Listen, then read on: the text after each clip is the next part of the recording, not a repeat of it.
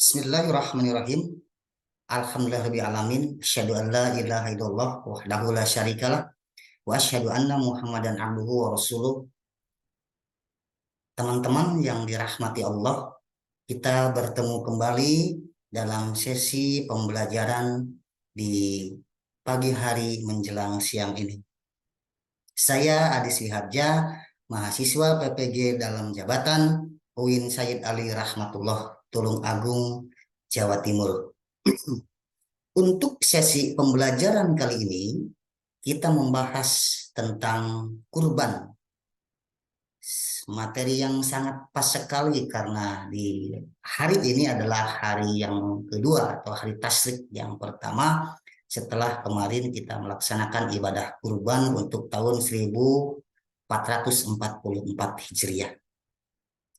Baik, teman-teman yang dirahmati Allah, sebelum kita memulai pembelajaran di sesi kali ini, seperti biasa kita memulai dengan doa. Bismillahirrahmanirrahim.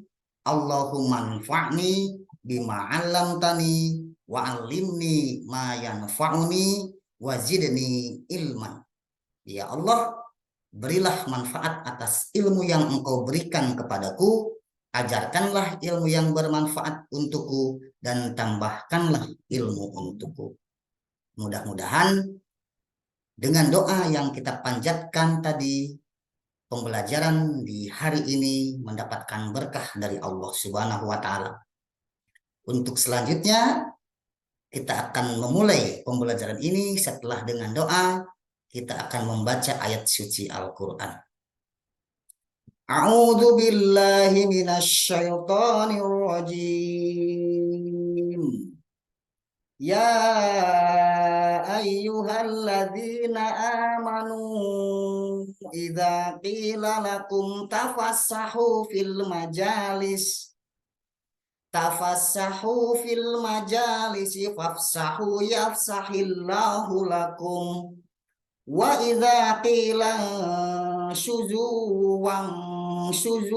yarfa'illahu alladzina amanu minkum yarfa'illahu alladzina amanu minkum walladzina utul ilma darajat wallahu bima ta'maluna khabir.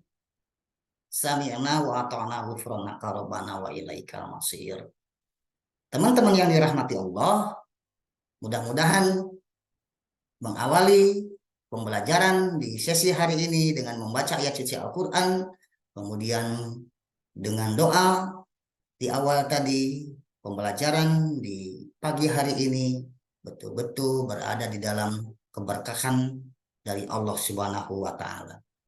Selanjutnya, kita menginjak kepada materi tentang kurban. Kata kurban berasal dari bahasa Arab qoriba yaqrabu qurbanan, yang berarti dekat. Maksudnya mendekatkan diri kepada Allah Subhanahu wa Ta'ala dengan mengerjakan perintahnya. Sedangkan dalam pengertian syariat, kurban adalah menyembelih hewan ternak yang memenuhi syarat tertentu yang dilakukan pada hari raya Idul Adha dan hari tasyrik, yakni pada tanggal 11, 12, dan 13 Zulhijjah, semata-mata untuk beribadah dan bertakarrub kepada Allah Subhanahu wa Ta'ala. Kurban hukumnya sunnah muakkad bagi orang Islam yang mampu, sebagaimana hadis yang diriwayatkan oleh Imam Ahmad, qala Rasulullah sallallahu alaihi wasallam, man kana lahu sa'atun walam yudhi fala yaqrabanna musallana. Rasulullah sallallahu alaihi wasallam bersabda, barang siapa yang memiliki kemampuan tetapi tidak berkurban, maka janganlah dia mendekati tempat salat kami. Artinya, siapa saja seorang muslim yang memiliki kemampuan untuk mengeluarkan materinya atau membelanjakan hartanya untuk berkurban, akan tetapi dia tidak melakukan kurban tersebut, maka ancaman Rasulullah, janganlah dia mendekati tempat-tempat sholat kami. Selanjutnya, ada beberapa jenis hewan kurban. Jenis hewan kurban ini disebut di dalam syariat dengan sebutan golongan bahimatul an'am. Bahimatul an'am ini adalah hewan yang diternakkan untuk diperah susunya dan dikonsumsi dagingnya. Sekali lagi, jenis hewan yang dibolehkan untuk dikurbankan menurut syariat itu disebut dengan bahimatul an'am, hewan yang diternakan, diperah susunya dan dikonsumsi dagingnya. Beberapa contoh diantaranya adalah unta, sapi, kerbau, domba, dan kambing. Selanjutnya, ada beberapa syarat. Jadi tidak sembarangan sebagaimana yang disebutkan tadi, ada unta, sapi, kerbau, domba, dan kambing.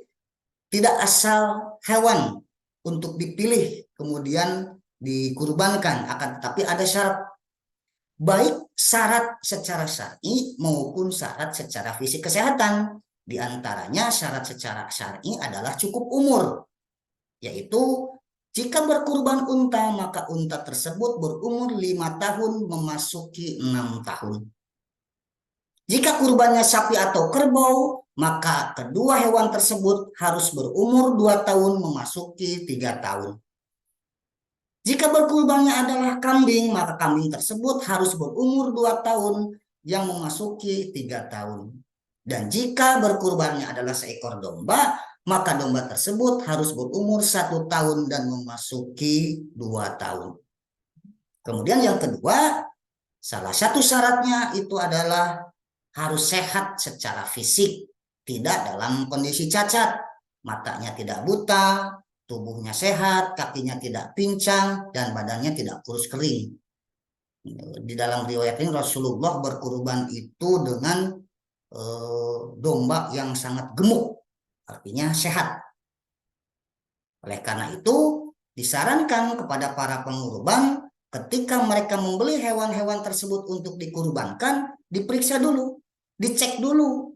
Matanya barangkali buta, kemudian dicek kakinya mungkin pincang, dan dipilih hewan-hewan yang sehat dan bertubuh gemuk. Sekalipun gemuk itu belum tentu sehat, tapi akan kelihatan biasanya dari sisi fisiknya. Kemudian yang selanjutnya, untuk berkurban ada waktu yang secara syariat itu adalah waktu yang sah untuk menyembelih hewan kurban. Ada 2 waktu yang sah untuk melaksanakan kurban. Yang pertama adalah ketika hari raya Idul Adha, yaitu tanggal 10 Dzulhijjah setelah sholat Idul Adha. Ya, ketika seluruh umat Islam berkumpul di lapangan setelah melaksanakan sholat Idul Adha, sholat Id, setelah berkhutbah, kemudian baru melaksanakan penyembelihan hewan kurban. Kemudian yang kedua, apabila ada beberapa muslim yang kemudian mereka baru memiliki rizki pada hari berikutnya, maka Allah Subhanahu wa Ta'ala memberikan kesempatan untuk melaksanakan kurban selain pada hari raya Idul Adha, yaitu pada hari tasyrik, yaitu 3 hari setelah Idul Adha, pada tanggal 11, 12, dan 13 Dzulhijjah. Jadi yang belum sempat berkurban pada hari raya Idul Adha, keesokan harinya masih bisa. Kemudian keesokan harinya juga masih bisa. Sampai tanggal 13 dengan catatan sebelum maghrib pada tanggal 13. Karena setelah maghrib pada tanggal 13 itu sudah jatuh di tanggal 14 Dzulhijjah, dan itu sudah tidak disebut lagi hari tasyrik. Dan dianjurkan pelaksanaan ibadah kurban atau penyembelihan kurban itu dilaksanakan di tempat yang dekat dengan pelaksanaan sholat Idul Adha. Malah lebih bagus ya di lapangan yang baru saja digunakan sholat Idul Adha. Jadi setelah sholat, kemudian berkhutbah di lapangan tersebut, maka setelah bubar, menyembelih hewan kurban dilaksanakan di tempat tersebut. Hal ini sebagai salah satu media atau salah satu sarana untuk syiar Islam. Juga untuk mempermudah pelaksanaan pemilihan hewan kurban, karena dilaksanakan di lapangan yang memiliki keluasan untuk leluasa melaksanakan penyembelihan hewan kurban.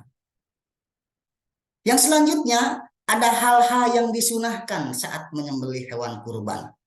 Artinya hal-hal yang disunahkan ini adalah salah satu ikhtiar kita atau upaya kita untuk pelaksanaan ibadah kurban ini agar lebih sempurna, lebih afdol di mata Allah Subhanahu wa taala. Yang pertama adalah hewan kurban hendaknya disembelih sendiri jika orang yang berkurban itu laki-laki dan mampu menyembelih. Jadi ketika hewan kurban itu atas nama seseorang yang dia adalah seorang laki-laki, kemudian dia mempunyai keberanian untuk menyembelih, sebab menyembelih itu kan nggak sembarangan, ada syarat-syarat tertentu, bahkan butuh keberanian dan nyali juga. Tidak semua orang laki-laki mampu untuk menyembelih. Ketika hewan kurban itu disunahkan untuk disembelih oleh seorang laki-laki atas nama orang tersebut, maka dipersilahkan jika memang mampu untuk menyembelih. Yang kedua, disyariatkan bagi orang yang berkurban bila telah memasuki bulan Dzulhijjah untuk tidak memotong rambut dan kukunya hingga hewan kurbannya disembelih. Artinya, jika ada salah seorang pengurban atau mudhohi, kemudian dia sudah mendaftarkan dirinya untuk hewan kurban pada tanggal 10 Dzulhijjah, maka disyariatkan, disunahkan untuk mudhohi tersebut, untuk pengurban tersebut, untuk tidak memotong rambut dan kukunya sejak 10 hari sebelum pelaksanaan kurban. Jadi misalnya begini nih, ada si fulan, dia berkurban pada yang nanti akan disembelih pada tanggal 10 Dzulhijjah atau di hari raya Idul Adha, maka sejak tanggal 1 Dzulhijjah dia disyariatkan atau dianjurkan atau disunahkan untuk tidak memotong rambut dan kukunya. Oleh karena itu, supaya tidak menambah untuk supaya kelihatan bersih, sebaiknya sebelum tanggal 1 Dzulhijjah itu rambut dan kuku sudah di dalam keadaan terpotong seperti itu. Kemudian yang terakhir, hal-hal yang disunahkan saat menyembelih hewan kurban adalah daging kurban sebaiknya dibagikan kepada fakir miskin dalam kondisi mentah dengan ketentuan sesuai syariat. Kenapa ada kalimat ketentuan sesuai syariat? Sebab ketentuan sesuai syariat dalam pembagian hewan kurban ini diantaranya adalah sepertiga untuk yang berkurban dan keluarganya, sepertiga untuk fakir miskin, sepertiga untuk tetangga sekitar, atau untuk disimpan agar sewaktu-waktu bisa dimanfaatkan. Ya, selanjutnya tata cara penyembelihan hewan kurban. Sejatinya bahwa tata cara penyembelihan hewan kurban ini itu sudah dibahas dalam bab yang sebelumnya, di dalam bab penyembelihan. Akan tetapi untuk penyembelihan hewan kurban ini ada sedikit perbedaan karena ada doa-doa tertentu yang harus diucapkan ketika penyembelihan. Yang pertama, misalnya hewan yang akan dikurbankan dibaringkan sebelah kiri rusuknya dengan posisi muka hewan tersebut menghadap ke arah kiblat, diiringi dengan membaca doa, Rabbana taqabbal minna innaka antas samiul alim. Atau biasanya dianjurkan juga dengan membaca salawat. Kemudian yang kedua, penyembelih meletakkan kakinya yang sebelah atas ke leher hewan tersebut. Hal ini dilakukan supaya hewan tidak meronta-ronta atau menggerak-gerakkan kepalanya ketika hendak disembelih. Yang ketiga, sebelum penyembelihan akan dimulai, sebelum digereselkan itu, penyembelih melakukan penyembelihan dengan membaca Bismillahi Allahu Akbar. Baru kemudian disembelihkan. Dan para saksi pemotongan hewan kurban kemudian turut membaca takbir Allahu Akbar. Dan yang terakhir, penyembelih kemudian membaca doa qabul. Misalnya nih, yang mudhohi atau si pengurban ini adalah si fulan, maka bacalah oleh penyembelih Allahumma minka wa ilaika, Allahumma taqabbal min fulan. Seperti itu. Oke, teman-teman yang dirahmati Allah, demikian sesi pembelajaran di pagi hari ini. Mohon maaf atas kesalahan, semoga bermanfaat dan mudah dipahami. Sampai jumpa pada video yang selanjutnya. Aqulu qouli hadza wa astaghfirullah li wa lakum. Rabbana atina fid dunya hasanah wa fil akhirati hasanah wa qina adzabannar. Wassalamu alaikum warahmatullahi wabarakatuh.